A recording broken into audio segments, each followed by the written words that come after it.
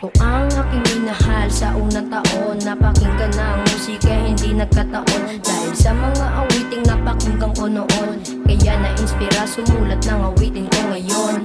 Dapat yan ay lawakan ng isipan, dapat yan iyo din ang pag-isipan. Bawal umatras, bawal ang pihikan, kalkulado ang hakbang, hindi ito madalian. Akin sinasabi, gawin mo iyong gusto. Malawak ang kaisipan, buksan parang libro. Huwag kang magpapadala sa mga nanlilito. Diretso lang palagi, tandaan magliligo. Madami na nangyari, sumabay sa biyahe. Pumunta ako kahit wala pang pamasahe. Nagbaka sakali makisama't makisali. Ilahad aking talento kung maaari.